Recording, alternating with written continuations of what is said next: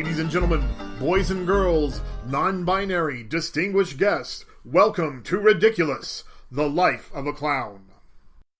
Good evening, ladies and gentle-theys, and welcome to Season 2 of Ridiculous, Life of a Clown. I'm Edna Mira Raia, and I'm a clown, a characteress, as I like to call myself, a monologist, and a sketch comedy writer. A monologist? Mm-hmm.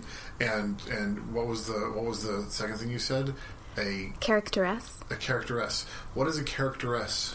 It is a person who portrays characters to the fullest extent, so has a backstory, has a full makeup and costumes that convinces people out in the real world that they are that person. So, what brought you to clown originally? I went to USF to study performing arts and social justice and got very depressed my senior year because one of my mentors there kind of made it feel like the weight of the world was on my shoulders, and it was my responsibility as an artist to save the planet.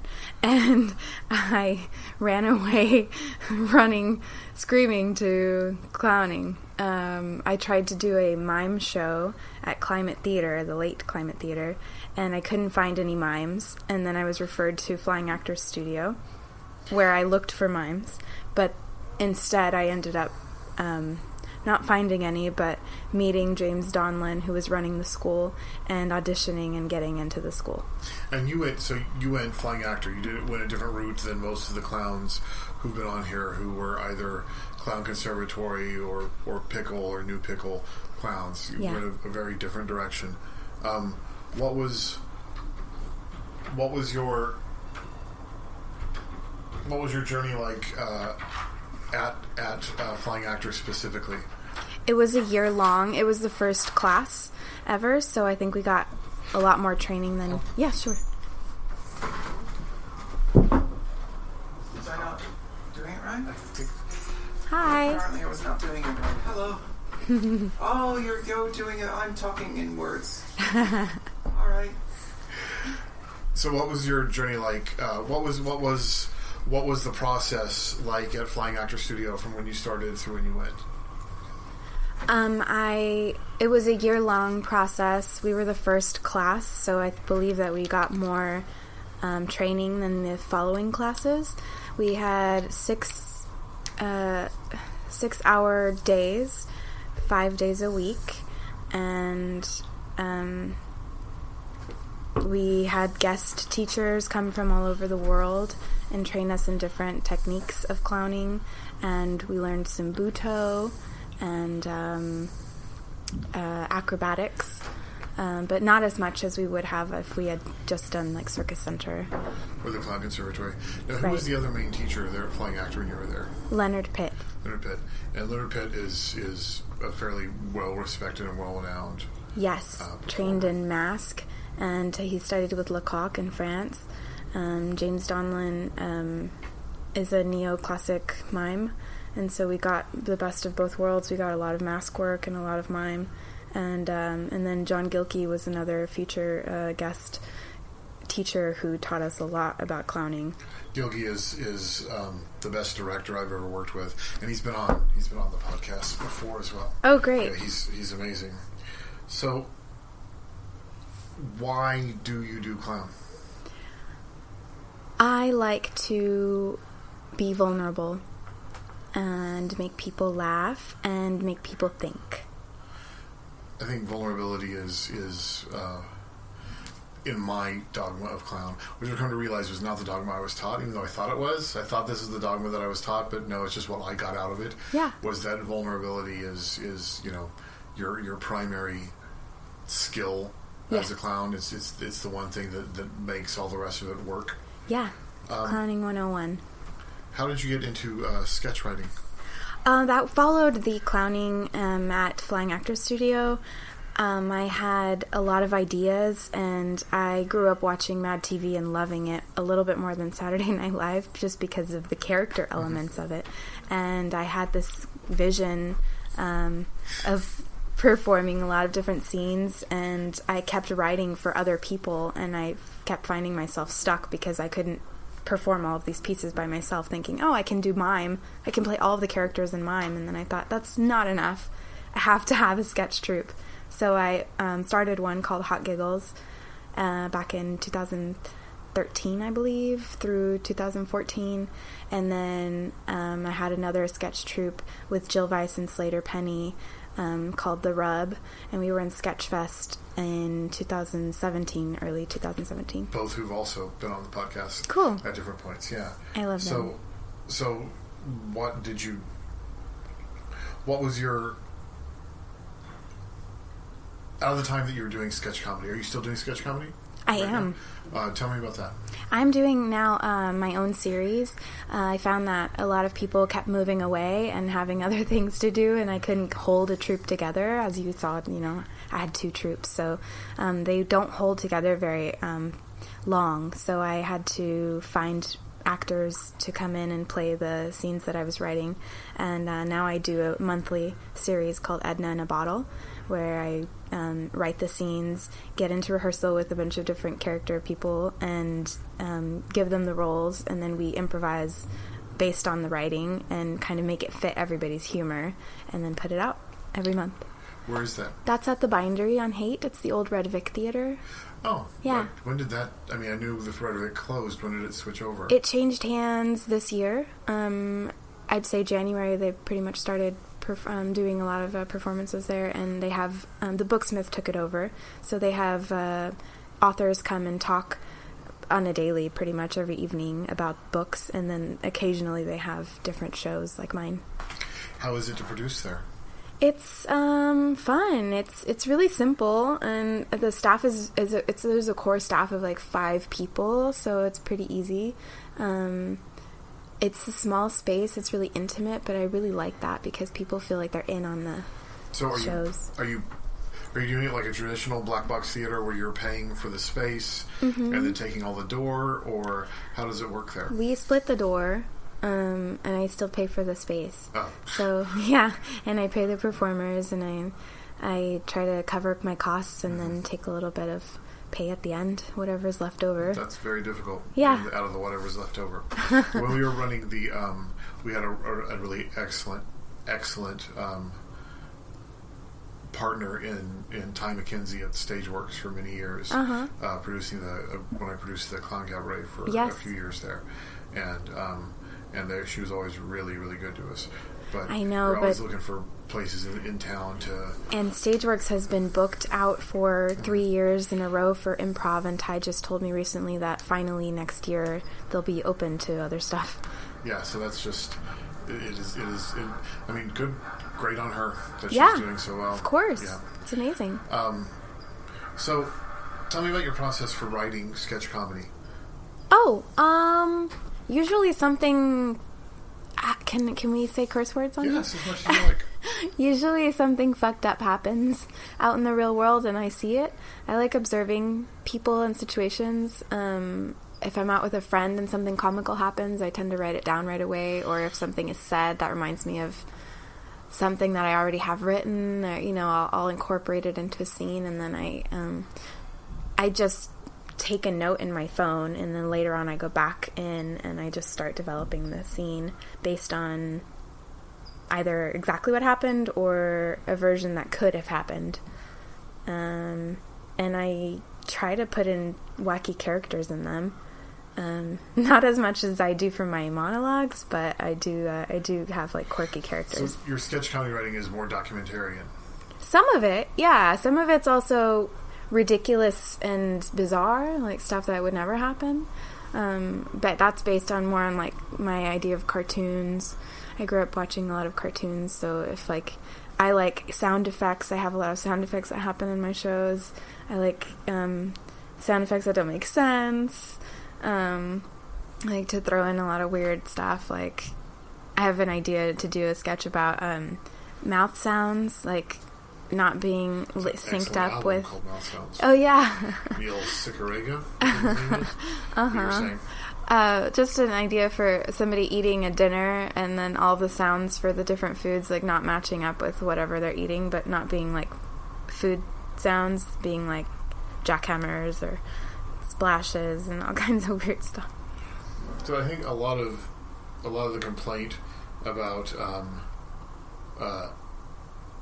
millennial humor, which I think you fall under that I do just barely 86. That time period, is that it doesn't make sense to people who haven't embraced Dadaism and surreality. And I thought I had a good definition of Dadaism for anyone who didn't know what it is, but I cannot find it off the top of my head. So some of it, I think, some of my comedy falls into weirdness, but I don't think I go as far as Tim and Eric, if you know that show. I've not watched much Tim and Eric. Tim and Eric, awesome show, great job. Yes. Yeah. I've seen little bits and pieces of things that they've done, but I haven't watched their actual show because I find them kind of grating. But I think that's their point. Surrealist humor is something that I enjoy a great deal. Yeah. I think their point is to be grating, and that's not my point. My point is to be relatable. And so I think that I bring in a little bit of millennial humor and bizarreness as far as like your brain can imagine, like in a cartoon. I think like if an anvil falls on somebody, like that would be something that might happen at my show. But I don't think that I go so far off the scale of like reality that people won't enjoy it. I have a lot of older friends, and so I think I know I'm pretty well rounded in humor. Something that comes up a lot when talking to clowns about their early inspirations is that with the clowns who are over 50, like the clowns who are around 60, 65 or older, they lean heavily towards silent film. Oh yeah, and of course, clowns slapstick, my age or younger are getting their inspiration from children's programming. Yeah, from cartoons and puppets, and PBS and puppets and so on. I gotta say, Bill Irwin was a huge inspiration for me, but I only discovered him through things like children's programming, right? Things like PBS and his appearances on sitcoms Sesame in the Street 80s. And yeah. So, who are you working with right now in terms of sketch? Anybody and everybody. I like to pick different types of performers. This upcoming week, we'll be doing some stand-up. We'll have theater performers, and we'll have circus involved as well as the sketch. But the sketch comedians who I'm working with, one is a stand-up, one is a new clown, and the other hasn't performed in like 20 years. Wow. And I'm really excited to work with all of them. It's always different.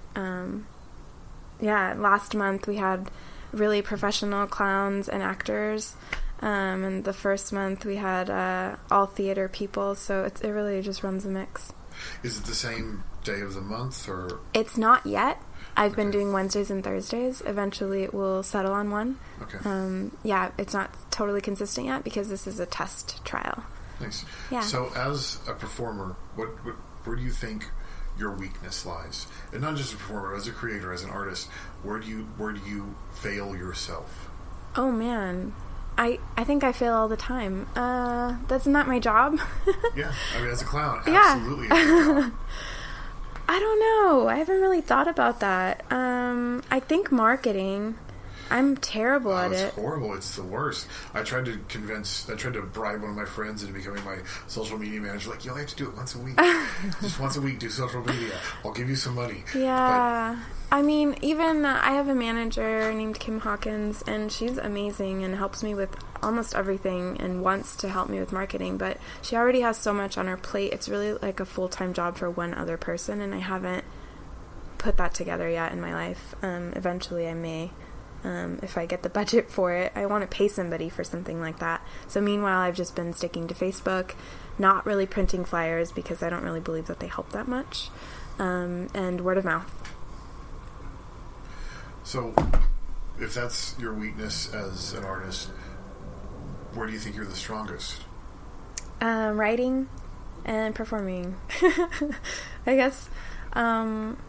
I think I have some weaknesses writing for other people because I tend to write for myself, like as if I was going to perform it. But I'm great at writing for myself, so anything that I write for myself, I tend to not edit too much, and it turns out okay. Stuff that I write for other people, I think, ends up changing in the rehearsal process to fit, like I said, their humor and their cadence, however they would say it. And I always think that works better. I'm not one of those dictator writers who goes, no, it has to be my way or no way. I like it to be fluid so that they feel comfortable saying the lines. So, the people that you work with, your collaborators, how do you find the collaborators for your shows? I just ask. I ask around. I send out emails to people, and I go, here's what I'm doing. Are you interested in doing it? This is the pay. This is what it will entail. I try to ask very little of people because I know everybody's time is money. And a lot of artists don't get paid, so I offer huge laughs and huge reward on the stage for a little bit of money and a little bit of time. And I'm looking for more performers. It's going to be a monthly, so eventually I will run out of a pool of people who I know, and I would like to have more. That's one of the problems with the fact that the community has broken down into such insular segments within the circus and clown community here in the Bay Area, because it wasn't that way 5 years ago, 8 years ago, 10 years ago. It's so true. There were so many more performers here, and they were at least all connected to some broad degree. Even if you didn't know them, someone else could connect you. And they had time, and they didn't have to pay so much rent, so they had more. They allowed themselves to play more, I think, for nothing. It was more for the love and the joy and less for the money. Well, I think some of the very best clowns in town all moved away. Yeah. I'd say a large percentage of them, Circus Finale and a lot of the Pie Clowns. There are lots of, and then a lot of individual clowns who weren't part of groups. All moved off to do other things, other places. And they were smart for it. So what's that make us? What's that? So what's that make us?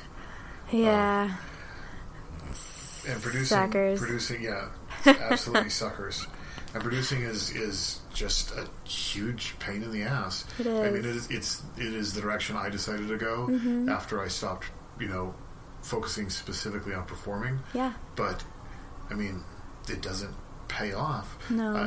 The reason the clown cabaret worked for as long as it did is because no one expected to get paid. We were giving all the money to charity, a different charity every month. We were giving all. But if people Which is beautiful, if by people the way. were expecting to get paid, there would have never been any money. It's true. Even with the tremendous, we were taken care of so well by Ty. But I mean, getting people to come out on a monthly basis on a Monday night to see a show. It's rough. Yeah. And the only reason I'm producing right now is not because I love producing. It's because I can't see anybody else producing my work, and I'd rather have full charge of it and perform everything. I would need to get my material out, and I was stagnant for a long time because I didn't have a group, so I just started producing. See, I really enjoy producing. I've shifted now into producing video content instead because that's a lot cheaper. I mean, once you invest in the equipment, making content is, but I mean, there's even less money in it than I know. There's even less money than doing a stage show in making content for the internet. I feel like it takes more time though, and then you have to edit it on top of everything, and that takes time. But I love that. Oh, I fucking hate editing now. If you need editing, come to me because I really enjoy doing sound and video editing. Yeah.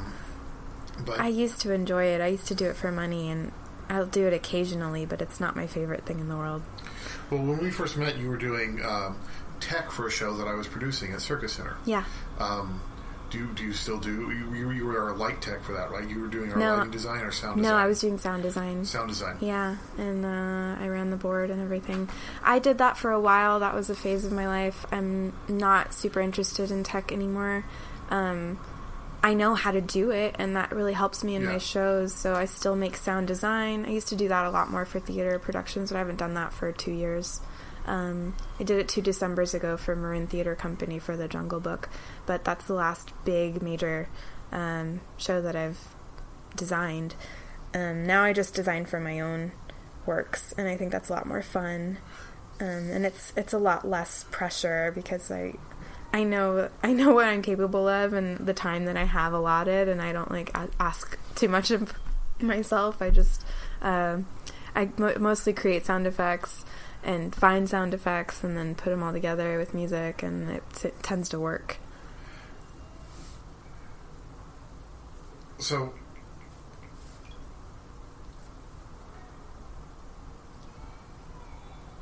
you were inspired a lot by cartoons. Yeah. When you were growing up. Not just cartoons. Yeah, who were some of the performers who inspired you to go into not just clown but performing in general?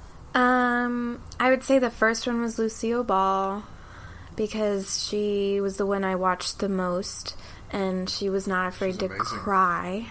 And watching her back now, I was talking to Amelia about this, is a lot different as an adult, but when you're a kid, it's amazing. And now I guess because I'm a performer, I'm analyzing everything that she did, from a clown perspective and a humor perspective. But just watching her as a child, I think I was really inspired by how captivating she was. Her facial expressions were on point. She knew exactly what to say, when to say it. And you knew she was writing all of that stuff, which is really amazing, too. Well, and she was an entrepreneur and produced her own work. An amazing businesswoman and a producer. Yeah. But her use of her body and just oh my God, the way she could hold a space. Yeah. She was amazing. She was an excellent clown. Her and Carol Burnett was amazing. I just loved her facial expressions. I loved that she could laugh at herself. I love that Lucy could cry as an adult. I just loved that because there was a Mexican television show I liked a lot called Chespirito. It was sort of like, it was a variety sketch show. They had different scenarios all the time. They would go back to these characters all the time, kind of like Mad TV. Okay. But there were always adults playing children. Nice. And they always cried, and they always made a big scene and a big fuss, and I loved it because I loved watching adults break down their walls. That was my favorite. And then as I got older, George Carlin was a huge inspiration because he spit truths, and he was an amazing wordsmith, and I'm all about words. I love writing. So, as far as sketch comedy goes, I think Mad TV, like I said, and Kids in the Hall, because they were so weird, and they got like really German sometimes, and I didn't understand a lot of the stuff that they did. And they're very raw, and so, I mean, they're super professional and polished, but their comedy was very raw in a lot of ways. Yeah, and I took a class with Kevin McDonald a couple years ago for Sketchfest. And I thought I was going to get a lot out of it, but honestly I didn't, because he said that they all came from an improv background, and I don't have that. That's the one place where I wanted to ask about that. Yeah, I don't have that skill. I never have. I have to think about something, and I have to plan for it and prepare for it and rehearse it. I'm much more theatrical that way. I can't come up with an amazing zinger on the fly. That's not my forte. So I guess if to go back to your earlier question about weaknesses, that would be it. That, along with marketing, much like yours, improvisation is my biggest weakness. It's the skill set that I wish I had the most. Yeah. Though I've been looking into getting into sketch writing, working on some stuff with puppets with someone, and I just want to be better at writing as a duo. I'd love to work with you in puppets. That would be really cool. This is oh, I should have brought Melanie with me. This is a self-portrait puppet. Oh, that's awesome. Me, in the style of makeup that I wear when I'm performing. That's great. He's so pretty. I like his hair. Again, I obviously didn't build the puppet itself from scratch because I don't have that skill level. I just repurposed some things. But he's amazing. These are toddler clothings. So his name's Abraham? Yeah, well, Gherkin. Gherkin? Yeah. Cute. I had a next question ready. This is our second season of the podcast, and so there's been like 5 or 6 months since I've done this, so I'm a little rusty myself. Oh, that's okay. We'll edit all the pauses out. Yeah, no, I'll leave them in. What is a role or project that you've always wanted to do but couldn't because of constraints, budget or logistics or? Oh, budget's always a big one. I, unlike you, am daunted by film. I've done 2 major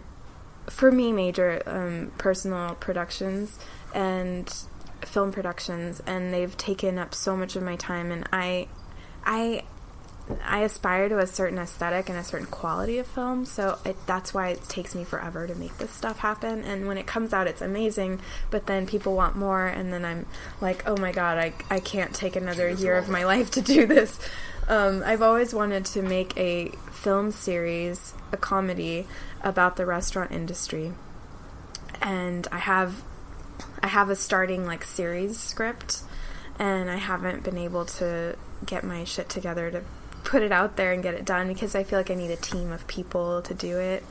And I haven't found that team who will work for literally nothing. Maybe someday when I get more popular or whatever, and somebody will believe in my vision. And I've always wanted to make a film about the bartending industry as well. I want to make a show actually about customers and bartenders.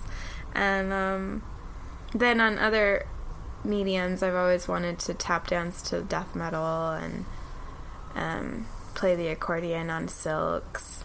But that stuff's so bizarre, and it's on the back burner of my list of accomplishments. They're more like dreams, funny dreams that I had. You're a tap dancer now? No, I wanted to learn tap dancing. Level, yeah. It's a whole other, What about accordion? Well, you sold me a small accordion years ago, and I never finished learning how to play it, but I do dabble here and there. I just have never, I don't feel confident on its own, like by myself, playing in a I've been, band quote, or anything. Unquote, learning to play the concertina for 15 years. Yeah. I can play like 3 things. I play 3 things Same. really well. Like, I can nail those 3 things. Yeah. But that's once about it's it. in your fingers, it's in your fingers. You don't even have to look at the keys or the buttons. As an artist, as a creator, what is your framework for knowing something's good before you put it in front of an audience? How do you know it's worth putting in front of an audience? Do you just accept that it is, or do you have a framework where you can how you judge whether or not something is going to be what you want it to be?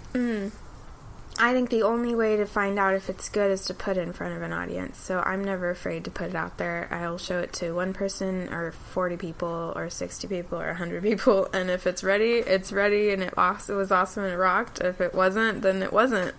And I feel a little embarrassed if I'm not prepared, but I usually am prepared. So as long as I have it memorized, I go out there, and the rest of it I can kind of wing. Because a lot of what I do is words. As long as I have the content, I'm satisfied that I put it out there, and then I can correct beyond that. But I'm never afraid of something not being good enough. I just kind of test it. As a monologist, what are some of the themes that run through your work? Oh, man. Social justice, for sure. It's so funny because I went to school for it, and then I got afraid of it, and then I went to clowning, and somehow I ended up full circle right back into social justice. But I have a lot of social issues in my characters. Mainly, they're lonely people, and I think we all are lonely, so I tend to write from that perspective a lot. Lonely or oblivious, or naive, or just too innocent for their own good, or sadistic, or, even evil. But all of it, I think, stems from this, like, core that's lonely. And I don't know if that comes from being an only child, or if I just observe people being lonely. To get a little bit dark, I think I've had a lot of friends kill themselves, and I think that comes from, like, this deep-seated loneliness, because a lot of community has disappeared in the last, I think, 20 years, and I'm not sure why. Probably technology has a lot to do with it. I don't want to blame any specific thing, but I think it's relatable for a lot of people. I think everyone feels a little lonely here and there. Yeah, I mean, also, I think we come from a generation with lots of suicide. Mm-hmm. What? Sorry, it took such a dark turn. No, I was just deciding which of the, like, 5 or 6 things left I wanted to ask you about. I wanted to go with next. We talked about Carol Burnett and Lucille Ball. And Kristen Wiig, I forgot to mention her. Also excellent. It's just because incredible. She's not afraid to look ugly, and that's my favorite thing. I love the double chin that she does. I'm a super big fan of that. She's so good and so committed. Yeah. So, I mean, that is a core skill that I think a lot of clowns lack, is this commitment that comes from being an actor. Yeah. Whereas I think a lot of actors lack inherent vulnerability. Yes. I think a lot of clowns lack this sense of inherent commitment to the moment. Yeah. To this thing, this fake thing they're supposed to be, and do trying to notice make it real. that. Yeah, I don't know why. I don't know if it's that they're relying on the makeup and it's too surface level, or if they're really just not connecting with what they are doing, or if they're afraid to be vulnerable. And it's by no means all clowns, and it is all clowns to different degrees. What are some pieces of media, whether they're cartoons or books or comics or films, plays, whatever, music? What are some pieces of media that that inspire and influence you now? Music, Balkan music. Very nice. I've gotten back into it recently. It really speaks to me, and it makes me move in a different way, versus electronic music, which I've been obsessed with for the last 8-10 years. Dancing, my own personal dancing, and watching other people dance. I'm inspired by the dance clown movement. I don't know if you know what I'm talking Crumping, about. Yeah, so no, not crumping. There are collectives of festival clowns who go out and perform with the red nose without having training, but doing social pieces that are dance oriented and are sexy. And so they're attracting attention from raver kids and festival groupie people who wouldn't normally think about social issues at a festival, and they're bringing that stuff out into the festival. What do you mean when you say festival? They'll go to Costa Rica for a festival called Envision, I believe it's what it's called, and then they'll go to Lightning in a Bottle or that Coachella or whatever, and they just go to these hippie rave festivals and perform in tents outside on stages. They'll wear a unicorn head and then kind of pretend to masturbate on stage, all kinds of weird shit, and I'm really inspired by it because it's so out there and blatant, and even though they don't have the training, they're coming from the right place. And I think I need to learn more about how to be more visually stimulating, because that's what's captivating people now. I'm all about words, so I need to put myself out there more as a visual entity. And I think Amelia Van Brunt is doing that exact thing. She was just on the Gong Show, and she she did. I looks didn't know that. and she looks amazing, and it's super captivating, and it's funny, and she's just really fresh and always. How did she do on the Gong Show? I don't know. I didn't watch it yet. That's the problem I just saw with our pictures of it. generation, is that we don't really watch TV. Yeah, I don't have a TV, but I will look it up soon. So, just a couple more questions, and then we'll wrap up and go film the game show. Awesome. Edna's going to be on our game show that we at Picklewater produce called Moderate Discomfort, which is going to be fun and moderately uncomfortable. What projects, you mentioned Edna in a Bottle. Yes. And feel free to elaborate more. Yeah. What projects are you currently working on, and where can people find your work? Okay, Edna in a Bottle is July 11th. It's next week, next Wednesday at 8 p.m. at the Bindery. And when's the next one after that? I am taking a month hiatus after that because I'm in Fringe Festival in September. So the next one will be September. SF Fringe? Yeah. Where and when for SF Fringe? Just thinking this might not be out before next week, so. Oh, for sure. Yeah. I'm going to find it for you right now. I'm sorry that I don't remember exactly off the top of my head. It is Saturday, September 8th at 9:30, Sunday, September 9th at 5, Wednesday, September 12th at 7, and Friday, September 14th at 8:30. And they're all at the exit stage left. And the show is called I almost said Edna in a Bottle. Derp. It's called Altars for My Altars. Altar, like a an offering for altar like people in my head, and it's a collection of my characters, and I'll be performing a bunch of them. I have a lot of characters, but I can't do all of them, so I'll be doing as many as I can in an hour, with full costume and makeup changes on stage. So that's a new one for me. It's really challenging because I've only ever done like 20 minutes at a time of one character. I've never done two. I've never changed in front of the audience. I've never changed makeup in front of the audience. It's going to be really trippy, I hope. And I'm hoping to make it as quirky as I make my sketch comedy, so look forward to that. And then Edna in a Bottle has Slim Chance in it, and Marie and Jeannie Cartier, and Chad Opitz, and Noah Di Pasquale, and Janine Jackson, and me. Nice. Yeah. Okay, so one last thing before we go. If you could tag 3 other clowns to be on the podcast after you, they don't have to be clowns, just anyone in circus or clown or what we do in general. If you could tag 3 other people who you think should be on after you, who would they be? Well, maybe you've already had these people. Amelia Van Brunt? Want to have her on? She did a round table, but we would love to have her on as just herself. Okay. Yeah. You already had Ross. Oh my god, I'm blanking on names. Have you had Bree Crabtree? Yeah. Oh, you should. She's doing a lot of children's clowning, but stuff she's doing is really interesting because she incorporates so many different... She has so many talents. I can't believe how many talents she has. It's kind of amazing. She's like a walking cartoon of talents. It's crazy. And... I don't like pressure. I don't like pressure. I can't remember anybody right now. Have you had Jill Weiss? I have. It was excellent. Oh yeah, you told me you did. You had Slater. How about fuck. Please edit this out. Sabrina.